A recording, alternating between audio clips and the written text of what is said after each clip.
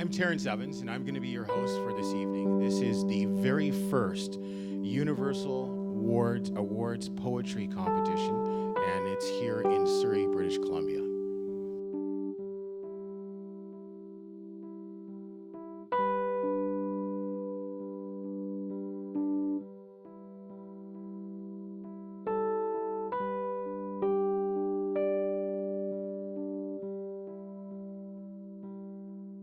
We do have a lot of very special people here. We have a couple MLAs here. We have the Newton MLA, Mr. Harry Baines. Mr. Harry Baines. And of course, we have the infamous Jaguar Brar, Fleetwood MLA.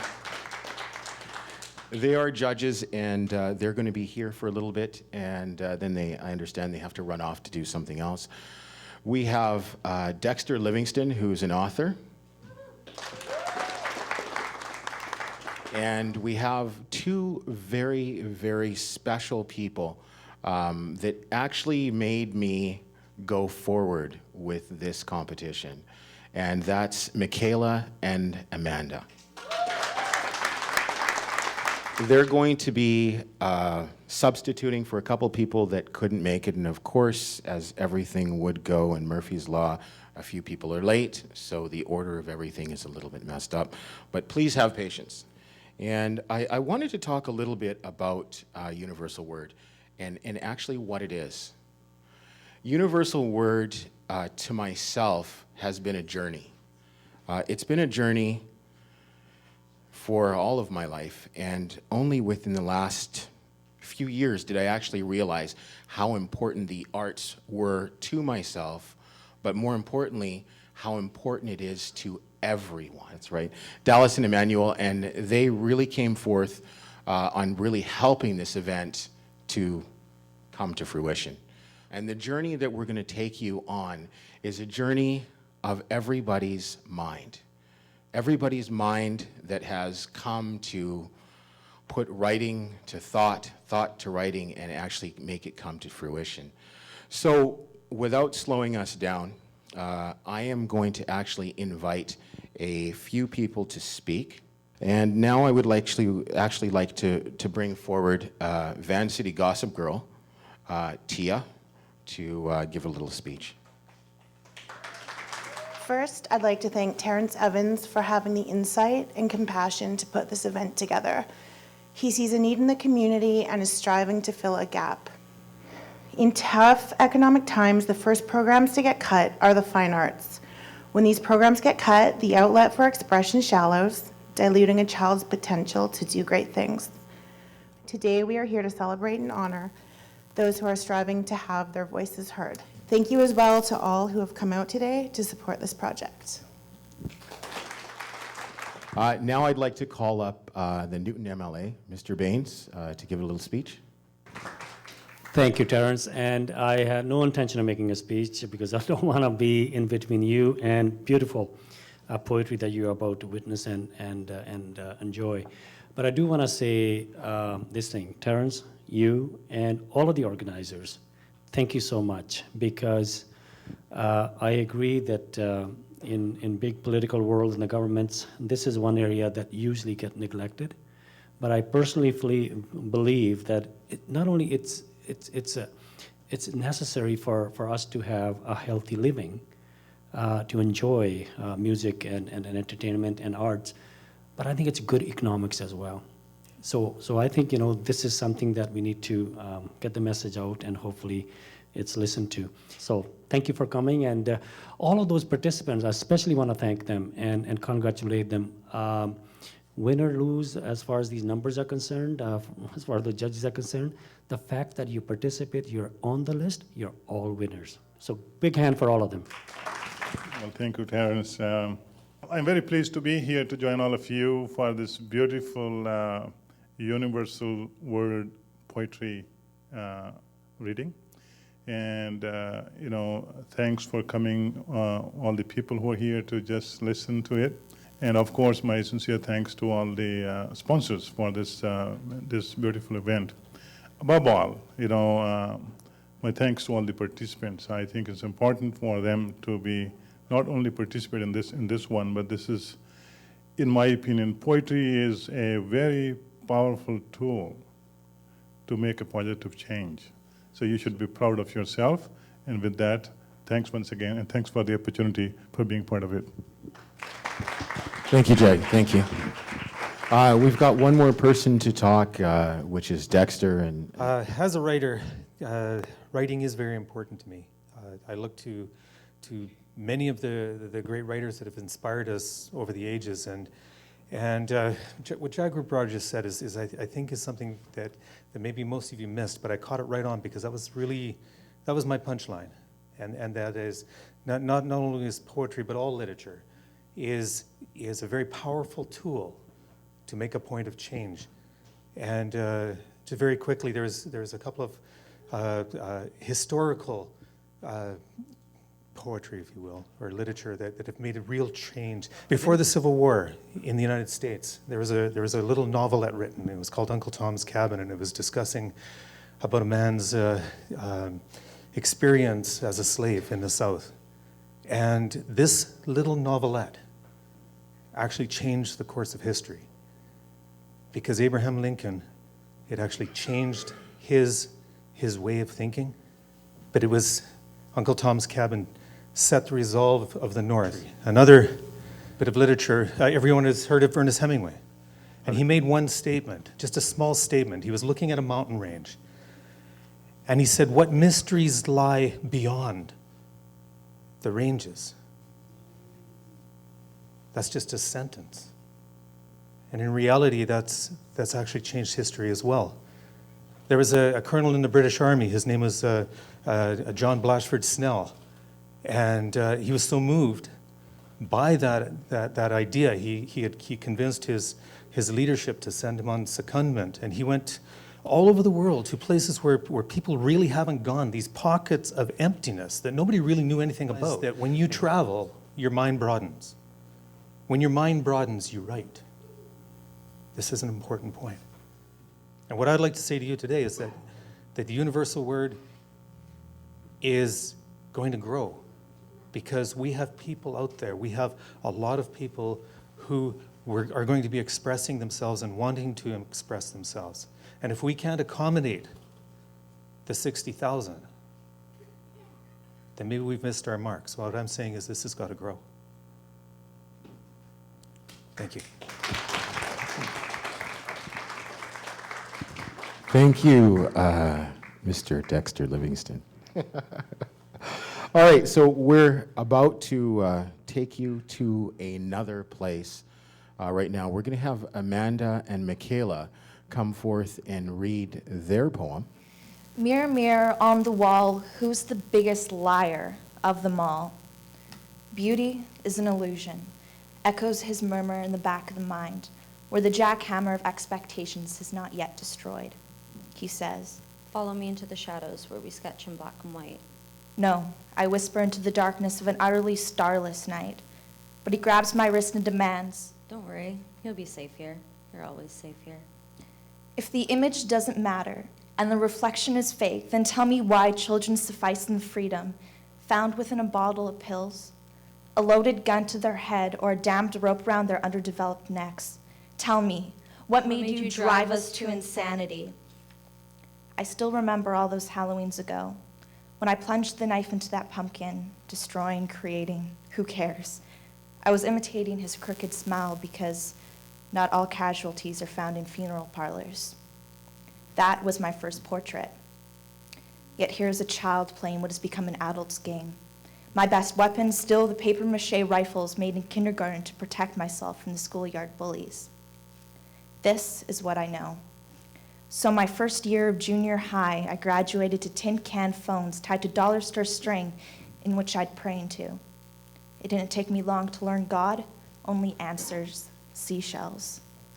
Instead, a tin can is buried in the ground and awaits otherworldly intervention.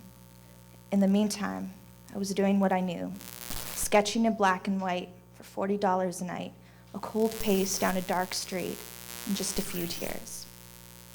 The devil's voice can be heard in a desperate man's stare, and my can was no longer empty. In these unconventional conversations we shared, I would sit on the ground for days, hoping he said something back in the can. But every time I pulled up the string like a fishing rod, I'd always get the same. It's all a constitution. You're a part of it. You can't trust who you can't give the slip. Make love at gunpoint.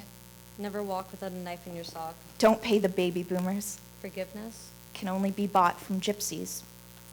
But forgiving oneself is much harder than forgiving those that don't exist, and lying with them in the dark means the things that can't be seen are easier to dismiss. My fingers are triggers, and so I must be careful who I point them at. I should stop using them to count as psychopathics, Republic of Black Math. I guess I'm lazy, I'm selfish, and I hitchhike on asteroids to drown myself in the oceanic space. Move your hips. The astronaut whispers as I keep one finger positioned to my temple, just in case. The worms are eating the string away. Dollar store string is not worth much. I am not worth much. Just time and an eternity I can't seem to put a price on. These days I can only seem to find my reflection in crimson stains and acclamation on cool kitchen floors where above looms this ideal of poster mother, American whore. Exaltation, this time off the edge of balcony. Like a card chosen at random from a magician's deck, I have selected my eternity. I remember them fighting as I lay in my bed, a memory I've tried to discard 100 of the 17 years I've been alive. And I remember that night, where after hearing the familiar sound of my mom's head being forced against the wall, I stumbled to the washroom. And I don't know why I did it. An impulse, perhaps? But something deep inside of me told myself to empty the sorrow in my throat. Of 1,000 burning suns. I was always too fat to climb trees. And the days I tried, the branches would only curl their arms around my neck and force me beneath the dirt where I belonged. And yet one day, I climbed and climbed until I reached heaven. And if you've ever scaled a mighty work of nature, you'd know the satisfaction, how simple the daylight is when it comes in pieces through the leaves. And up there, I'd admire my fingernails and pride myself that they weren't sharp. Or broken. Or bitten down like my friends were. After I formed my secret, the hideout became a sanctuary, a place where I could feel God. And then I'd whisper playful musings with my guardian angel. Would you catch me if I fell? You can't fall. She would breathe. You're in heaven. Then one beautiful night among the trees, I got down on my knees and I prayed. And I prayed for the answer, and I prayed for the courage to stop grinding my teeth, and I prayed for the courage to forgive the deceased, and I prayed for the strength to hold the glitter in. But I guess 1,000 burning suns shone too hot to ever let me win. So I began to hide with the local miscreants in the baby carriages of the traveling gypsies. Great fun we had in this game. A game I didn't have to cheat to win, and a game that was fair to play. But the day I finally got caught, an old gypsy lady and I traded slide games. The exchange of thieves. But she cut off my tongue, bonding me to a lifetime of silence in return for a few moments of bliss, of unawareness, of freedom. So once again I climbed those trees, and yet again I fell to my knees begging for forgiveness. But as my face grew red and my skin boiled hot, I realized that he should be begging for forgiveness from me. And you wonder how many Bible verses you have to learn before someone who can walk on water returns, so you keep humming miracles into the harmonica, because beauty can still be found in a redneck's orchestra. But yet it's still not enough. And Lord, why have you cursed me with this internal unsatisfaction? So you do the best you can. And you look in the mirror and begin to sing a deadbeat tune of desolation, blurring the lines between destruction and creation. Put that pain into a melody, and all those tears will turn to steam. So I bury my secrets back into the ground with leisured vein. Letters to the devil, if you will. I admit there was a time the pain was so bad. The devil had taken all my tears, and I had no pen in my pocket, that I resorted to carving my tormented poems into my skin. So I never let myself forget again that you can't trust mermaids. I wasn't always like this. It was only after I found strange unsatisfaction in my paper friends that I traded a pen for a blade. Before I knew it, my window was painted black with monster blood. At first, I was ashamed I found such dark pleasure in my despair, but it's better than turning a cheek towards the sun. I needed to let my paper friends do their damage to me. Like everything, these fables of mine, some more true than others, took their toll. They made me old, too fast. No, This wasn't supposed to happen. I should be climbing trees.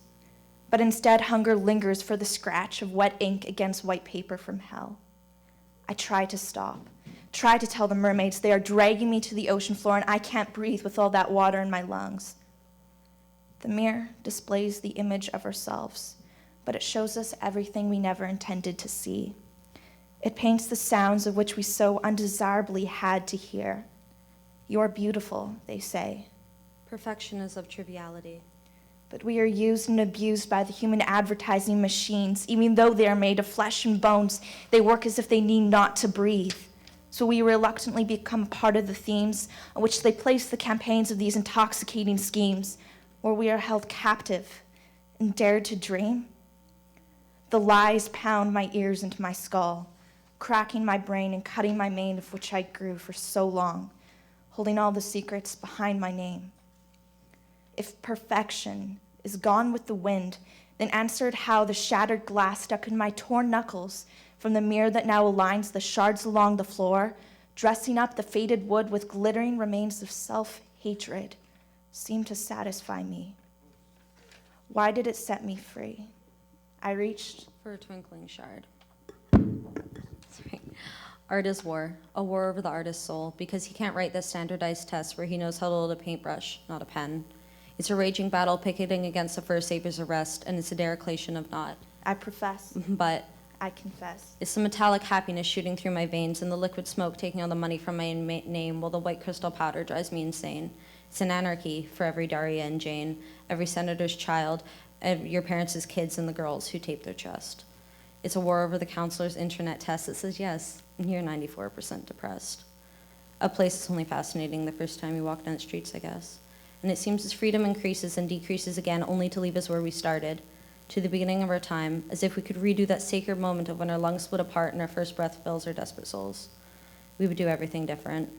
We try the choices we never made, and this time when we get the chance to fly to Neverland, We'll take it. we'll explore the deepest corners and play games with the pixies, and this time, when we fall down the rabbit hole, we won't climb back out. We will follow the white rabbit and help him set the time on his pocket watch. But how are the chains that bond our ankles to the ground not even attached to the world? What keeps us here? And why don't we fly? We can fly, you know. We can fly in our minds and our hearts and our souls with the help of a bottle that's chilled to its cold, but somehow, somewhere, we bury our wings and we lay down with desire as the hellish angels sing. Am I scared? Maybe. We're all sometimes timid of shallow water. But I can no longer sit on the moon that takes shape of the sun, and I can no longer breathe stars, for my lungs are no longer made of sky. My veins no longer carry the ocean, and my hands no longer grasp the nothingness of which most are blind to see.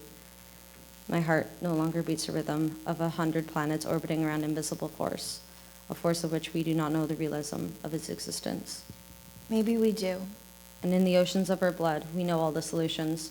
But how do we know the inquiry of which our very skin must possess if we lack the knowledge In our minds. to even ask the The damn damn questions? Yeah.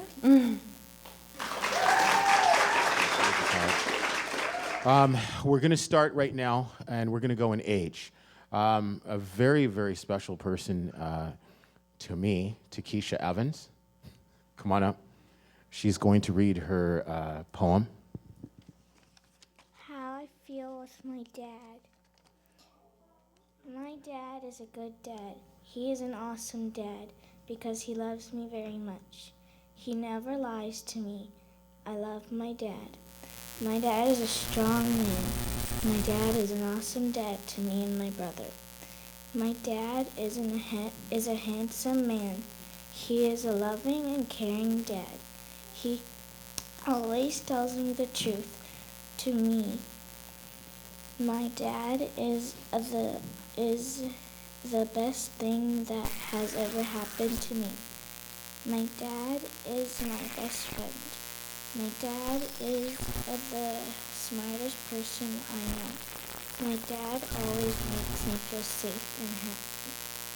My dad fights for everything that's right and cares about everybody.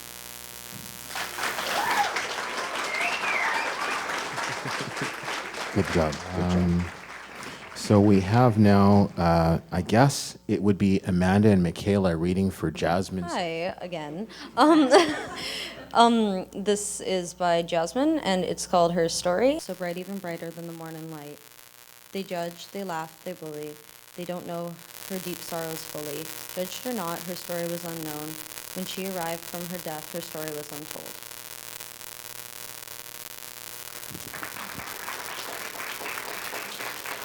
Joshua Smithman. Hey, Joshua. Sorry? Thank you. Isn't it ironic to be one world?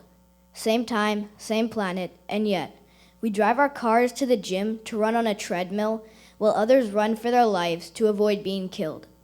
We flush our toilets with drinking water, while others, murky water makes them sicker. We pay thousands of dollars for our pets, but destroy whole species with our carelessness. Our cell phones are obsolete after one day, while others have no electricity, even today. We complain about doing our homework, while some toddlers are grateful to have work. Some pay thousands for their diamond grill, while others die for the lack of a 50-cent pill. We have no problem spending our change on candy, but struggle to give it up for charity. We don't have a cure for cancer, but we spend thousands to research Jupiter.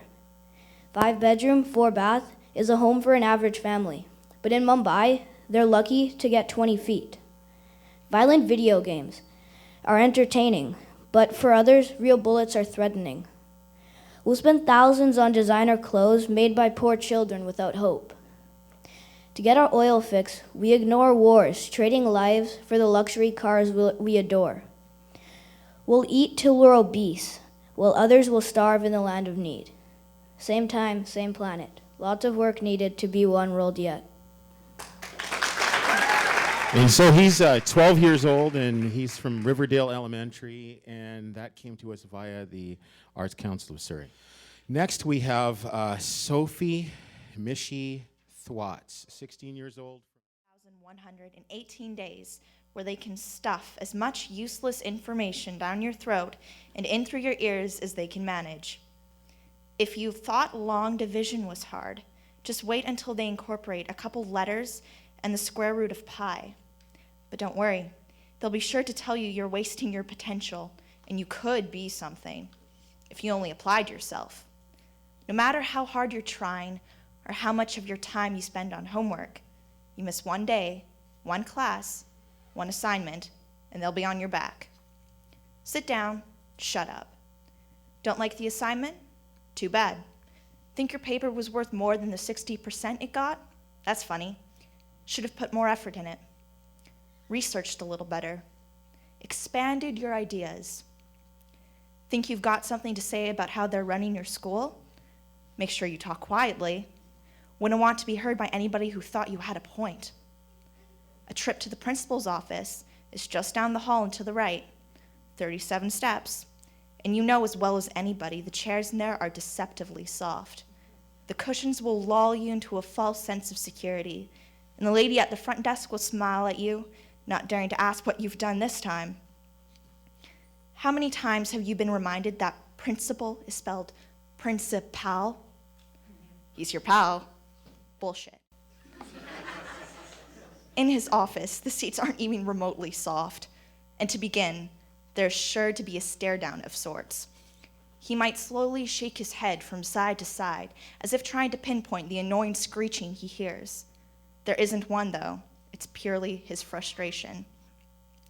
And after it's been silent long enough, you've counted 186 ticks of the clock, a quietly placed speech on how you're disappointing all the people in your life will be sure to make you feel small.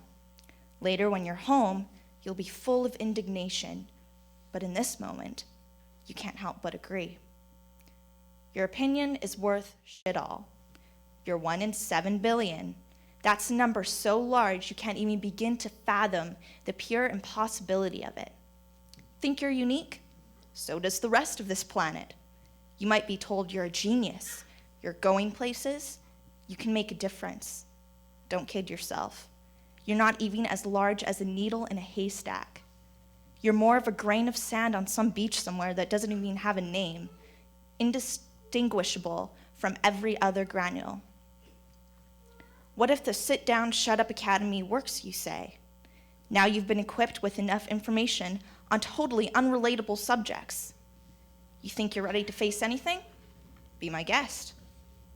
Try your hand at the real world. They've prepared us. But don't be surprised when nobody actually cares what you have to say, or by how much money you send to a government that can't know what you need.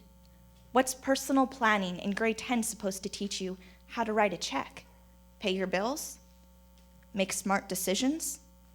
Hell, all I remember is laughing as we had no troubles peeling the condoms back onto bananas, and the look of utter horror on our teacher's face, who couldn't believe we had such ease with a task she hadn't learned until the night after her marriage. So don't bother trying to make a difference. This is the Sit Down, Shut Up Academy. 378 days to go. So now we're moving on to Taylor Murray that comes to us from Langley Fine Arts School, More Than Ordinary.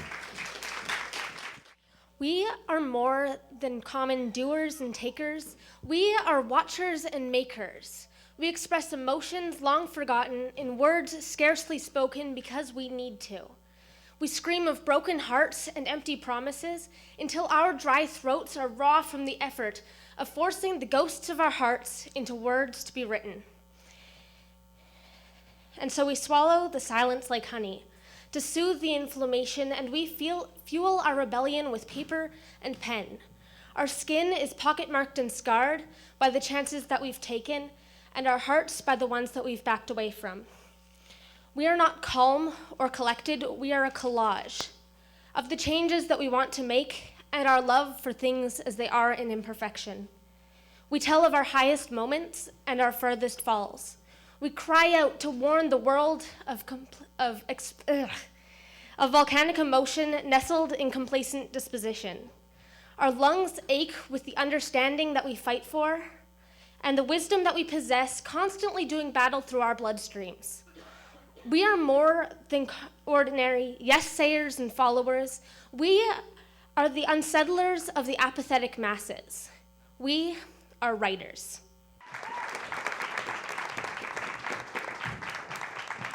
Now we're moving on to Haley Ustuk, okay, and another one from Langley Fine Arts School. Hello, everyone.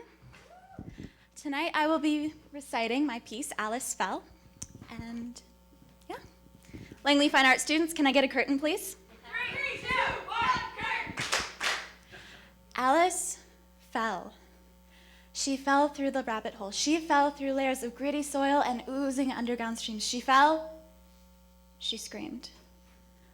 Falling through the air at a state of infinity, and mortality is the only roadblock. Limbs splayed out, falling for miles. She is a human spider with no cares or desires to speak of. Her pretty, discarded eyes given away because while the brightest of all blues are useless in the dark, ugly in their entranced horror. A thrill that makes mountains crumble and rivers flood, feeding the flames inside your blood, holding out the ashes of truth to paint the war marks of a battle that is you versus me versus tradition versus the only damn person I could ever learn to love. Maybe we can become six snakes, twist ourselves together and call ourselves whole. What are we fighting for? You land yourself in a rebels alliance, a perfectly planned tea party hosted by Che Guevara to shoot down every star in the night sky. Why? Because the astronaut in you says it's the only way to save them from death, and let's face it, they would be safer down there in the earth with you. Thank you. We are now going with Annabelle Engel. I'm pretty damn cool. I know most of my friends would agree that I've really evolved in the last year or two. I finally got sick of being nice, of being the girl who didn't know how to get angry. While Mom was selling Chevys out on the lot, I was helping my little brother with long division and making craft dinner out of the box. Big sister / mom substitute. Good student with bad eyesight. Aspiring fiction writer who'd already written the first 6 chapters of what she'd hoped would be a bestseller. Yeah, I was the nice girl. Thank God I finally dropped that awkward stage and moved on to be this badass bitch that you see before you. And I still can't see why I waited so long to change. As soon as I was introduced to liquid eyeliner and mastered the art that was the push-up bra, my horizon was illuminated by the cheap lighters that I could buy at Max because I passed for 18. Now, my bedroom window was 2 feet from the uncut grass of my backyard.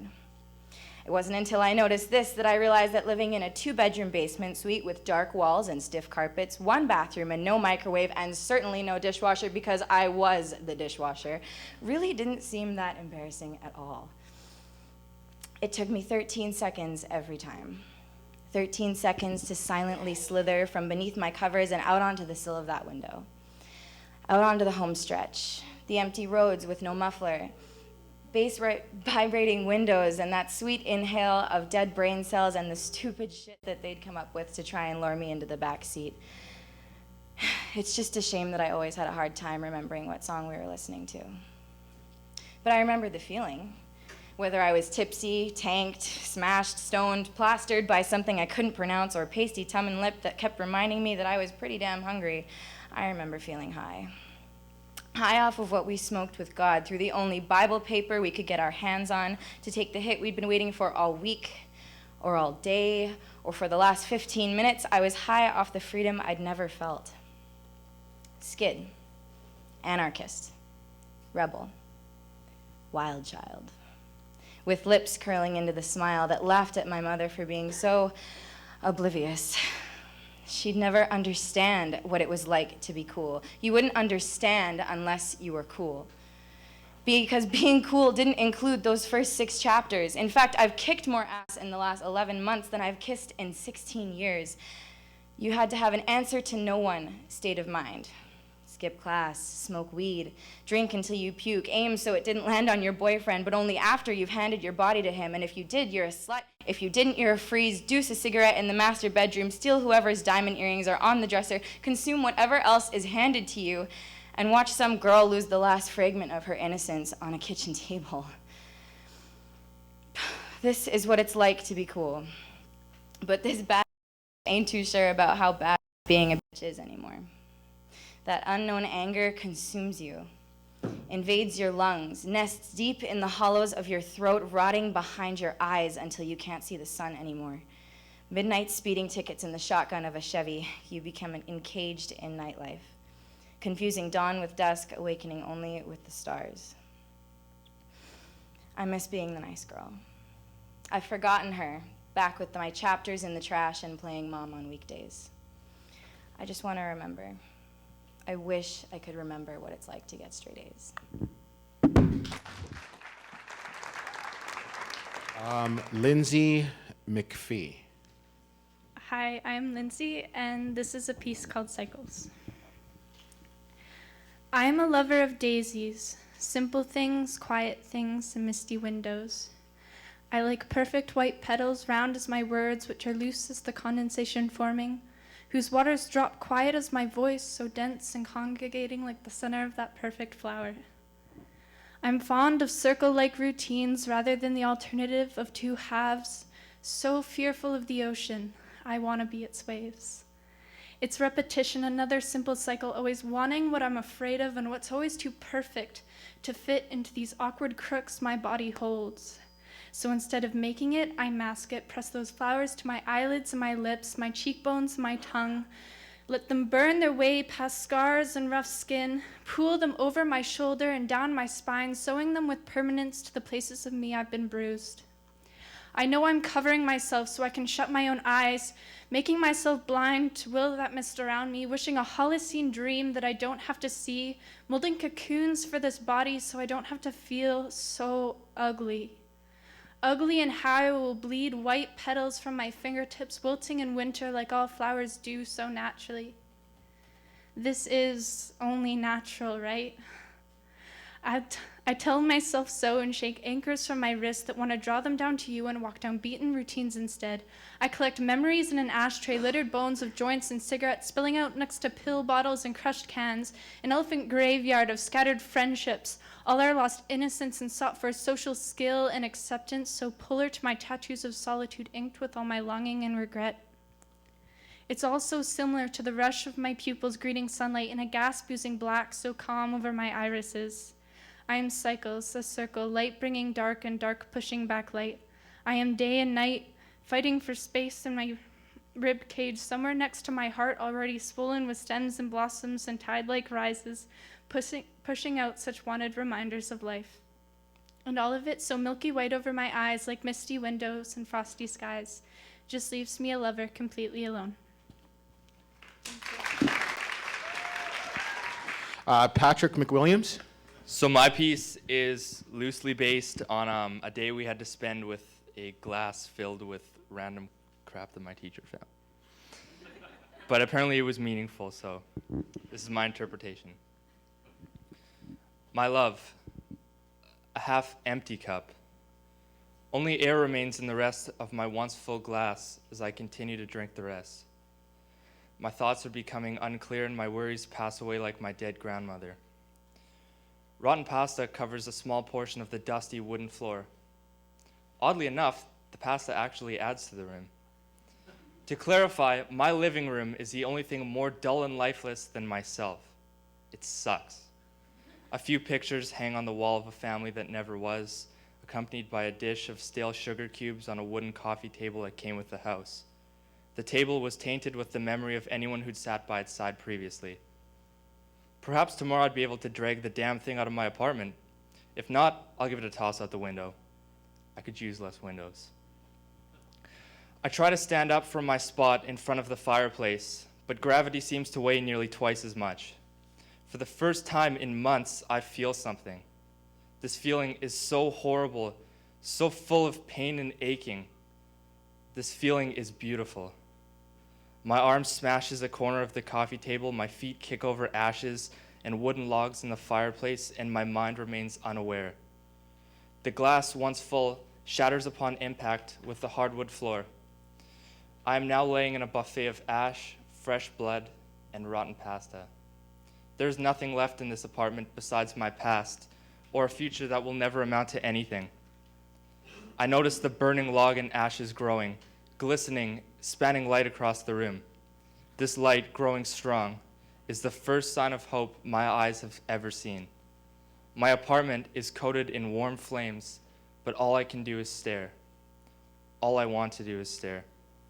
I stare and watch as my apartment changes from hell to home. Thank you. Hi, my name's Lara, and this is a piece called Alive, I think. And if you get confused, it's about psychosis, so it's not supposed to make sense. Do you remember being alive? To live, to breathe, to touch. Do you remember blinking the stinging salt water through your veins? Do you remember grasping smoky sound waves out of the sky and tasting the dark air of Romania and Israel? Do you remember screaming and crying, just a child, 3 years young, throwing handfuls of sugar from your mom's kitchen cabinet because she wouldn't listen to you, into the sky, into eternity, making all the stars and the planets and all the shining moons? Why doesn't anyone listen to you? Do you remember your face?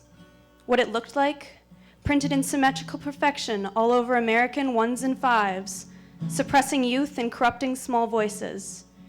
Do you remember the particles, drifting and spinning like lithium nitrate and H2O? You loved watching the particles dance and sway, but no one else could see them, and no one else would listen. Why doesn't anyone listen to you? Do you remember tasting the wind on your tongue, the wax on your eyes, the smoke in your teeth, and the techno-flavored ocean dripping with life, oozing with pain? Do you remember your very own breath as it crawled into your lungs and gave life to your blood? Blue turned red and your heart continued to beat for seconds, for minutes, for moments. And then came the prescriptions. Oh, the lovely sensations of those delightful medications they fed you. But soon the drugs turned from candy to Clorox and all their worried voices. Don't worry, you said, but nobody listened. Why doesn't anyone listen to you? Do you remember the newspapers? Printed in black and white truth, or so you believed. And the government said we were going to die. They said once was green will turn black, and once fed will suffocate, grabbing our throats and twist and squeeze. A massacre of the nurturer, our very own mothers.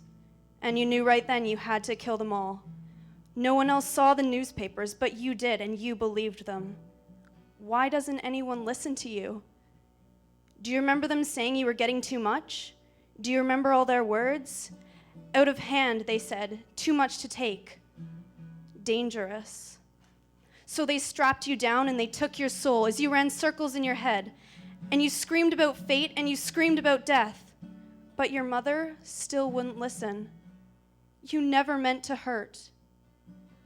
Do you remember the fleeting last moments of your life? The sky was red, the earth was blue. You were an empty shell. And you told them you were chasing your soul, but nobody heard you at all. Nobody heard you at all.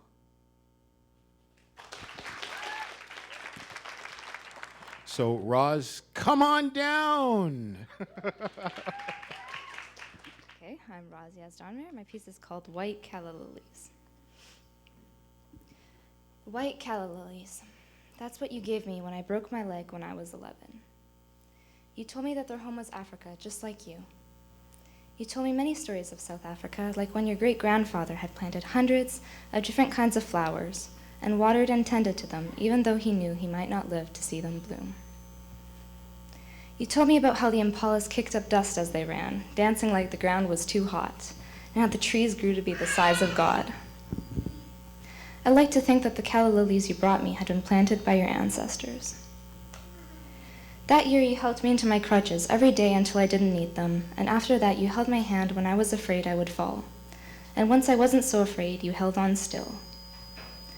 I played at my first baseball tournament a year later.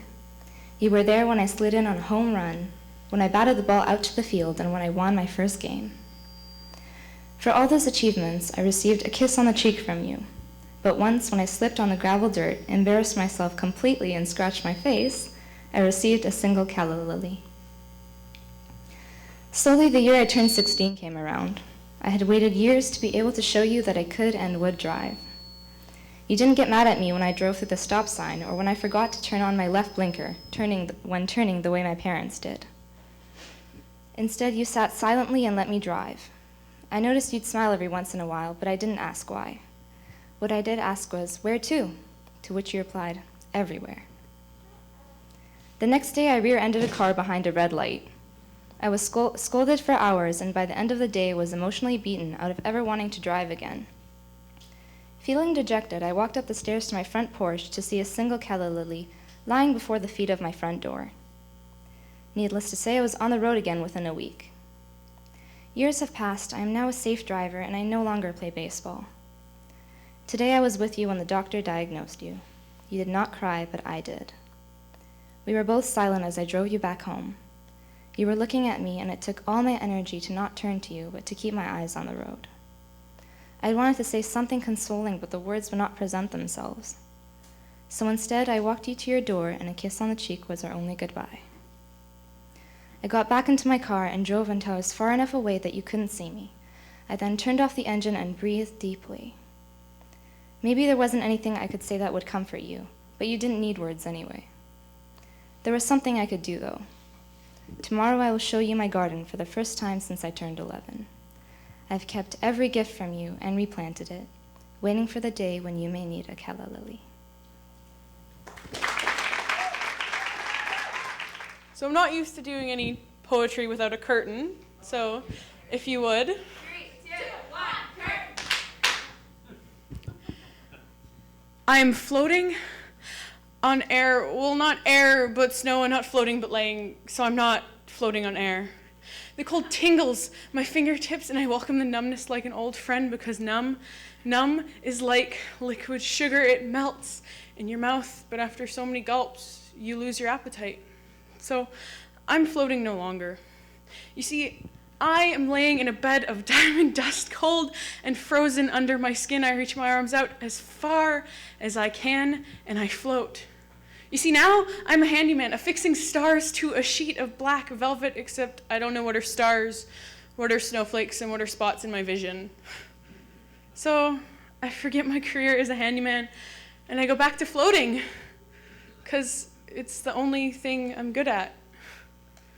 See, rain can fall and explode on my skin like hand grenades in the desert, but I don't care much for war. So I pull my star-spangled velvet up over my head and I float. You see, cold and somber light trickles in through the moth-bitten holes in my sheet. The diamond dust, once cold and soft, turns to glass under my body and I can't float any longer. Falling hard and fast towards the glass-ridden concrete laid me down in a glass casket and let me wait. Wait for the rain to stop. Wait for the sun to peek over the iceberg mountains so I can clean my wounds and start over. Go back to doing what I do best. All the clever things I could say have stuck to the air between here and there, so I'll paint every word the color of nicotine-stained fingers, and I'll hope the smell of cigarettes lasts, but you and I both know they won't. So I'll let the world fade under my eyelids. The air thick enough to stand on. Maybe one day I could stand up and walk away, but that's a long time coming. So I'll stay another night. I'll count the stars until they're all burned out and we're left in the dark. And when that night comes, I'll plant my feet firmly on your concrete jungle and I'll go home to find something else to pass the time, because floating can't be the only thing I'm good at. Now we have Mercedes. Hi, I'm Mercedes Dracher, and this is a poem I wrote called Reconstruct You. You entered home for the first time in light years. I hear you call my name from the door and I run, happy that you're finally home. You suddenly collapse into my arms and gasp, I love you, before you burst into tears. It was him who did this to you. He claimed you hurt again. He toyed with it, fondled it, before driving the stake between your chambers. Take my hand, I beg you. Please, don't walk away. You tell me how he gave you the ability to fly, how he showed you off, his prize bird. But he caged you and clipped your wings, leaving you as his pet. You're skin and bones, yet you can't eat, you can't sleep, and you can't dream.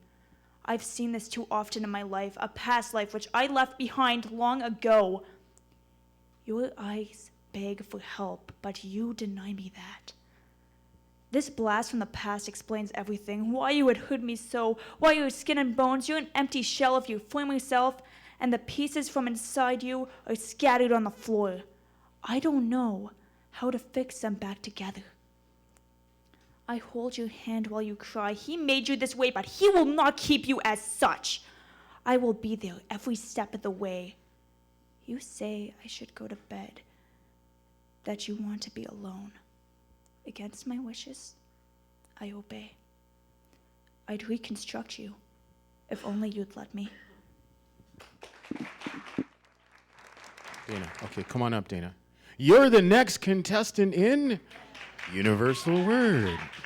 So this day didn't go as planned, but I decided I was just going to read one of my old pieces. So this is that. It's called Total Imprisonment. Wandering years, but only his days were short, neither unaccomplished nor complete. Total imprisonment. But only he walks the miles. In the evening, the billowing sea welcomes surging thoughts. He sinks, but only he does not fight. Settling on the ocean floor, exhaling. There is no hope for him now, but only he does not despair. Hope left long ago. He needs to feel something new somewhere.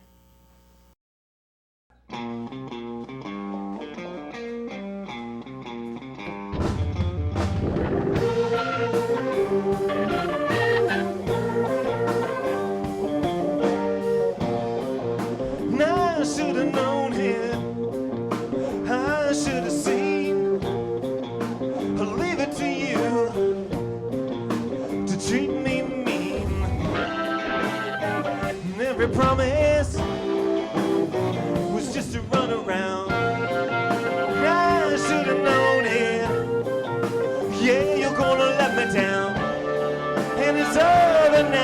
you see.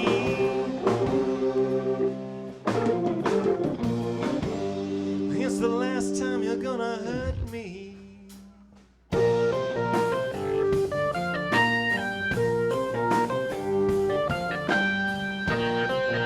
Now I should have known it. Hard to believe. It was all right there in front of me. Sold down the river, left for dead.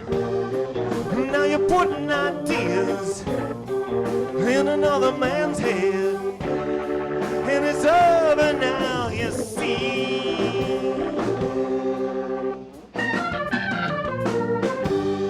I wanted to also give out another award, and this is in recognition of your participation. It's going to Amanda and Michaela.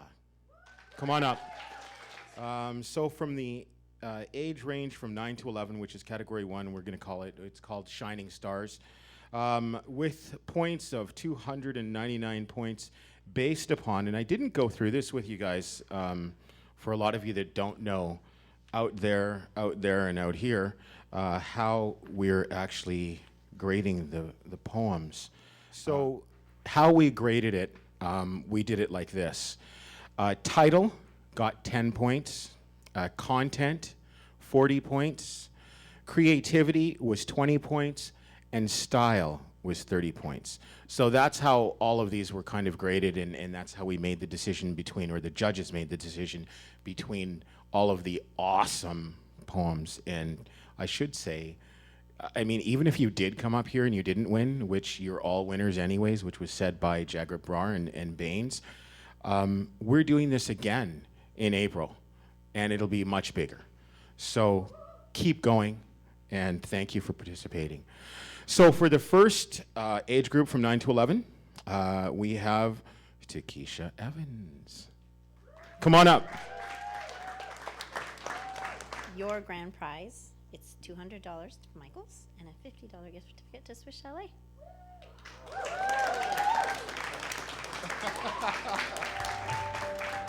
All right, so in category number 2, which was 12 to 15 years old, and we called that category Shooting Comets. For first place, we have Joshua Smithman. And you as well get a $200 gift certificate from Michael's and a $50 gift certificate from Swiss Chalet. Thank you. You're welcome. Thank you, Mike. Anything you want to say? Look at the camera. Thank you for letting me come to this event and being able to read my poem. Okay, so second prize goes to Jasmine Sahota with 281 points. We're going to send it to you, Jasmine. I believe that came through Omaja. So thank you very much for participating. Okay, so now we're into Living Planets, which was 16 to 20 years old. And first prize was Sophie. Okay, so she came out with 320 points. All right, so. Okay, and in second place, with a grand total of 314 pointeroonies, is Annabelle. Come on up.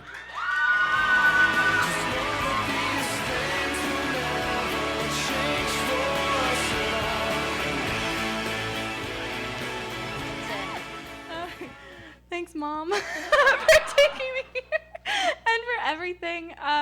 I'd like to thank my fan club and my... No, I'm just kidding. I'm totally kidding. Thank you so much, though. Thank you so much. It's also a $100 gift certificate as well to Michael's. Great, thank you. And this is where it gets a bit tricky because we actually have 2 people that came up with 309 points. And those 2 people, if you could stand up, Lindsay McPhee and Lara Donaldson. Now come on up. Just ignore me, I talk out loud, you know? You should only listen to me half of the time. Do you guys want to say anything? Thank you. Yes, thank you for this event. All right, and we also had 2 second prize winners, but that was a tie with Mercedes. Come on up, Mercedes. So she got second prize.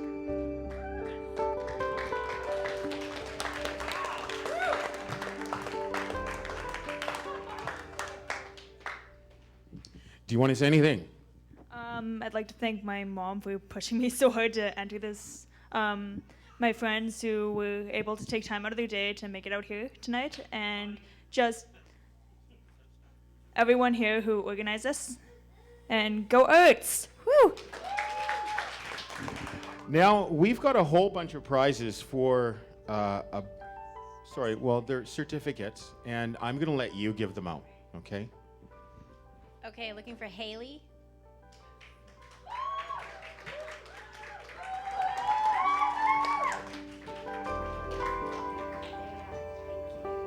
Okay, and I guess it was Dana? Did I pronounce it? Dana?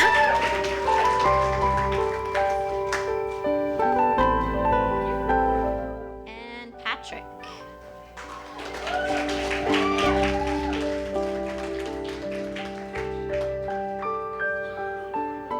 And Roz.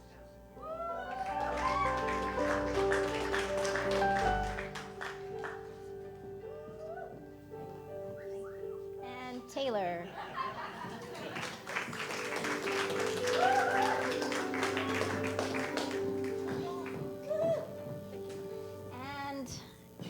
And Tree. Pronounce your last name. Okay. All right. Thank you. Thank you. And thank everyone here. I do have a few more things to give out. What is that one? Okay. All right. This is for the Newton Swiss Chalet, which is going to leave me a whole bunch of food, I know. Mike, can you come on up and take your certificate of award?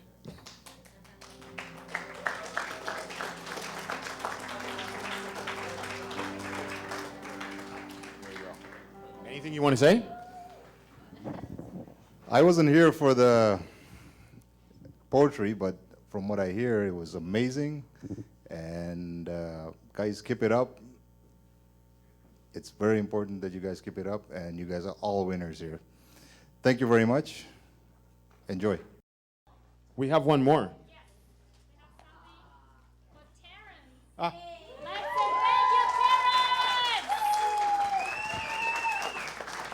Wow. Okay. Thank you.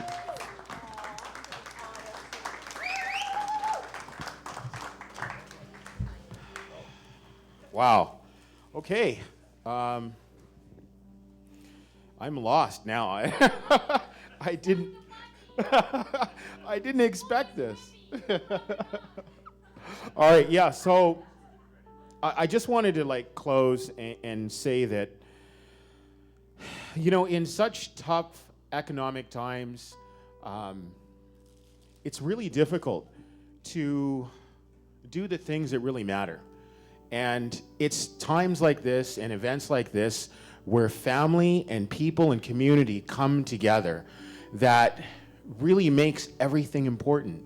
I mean, today, I honestly see what I was doing was right.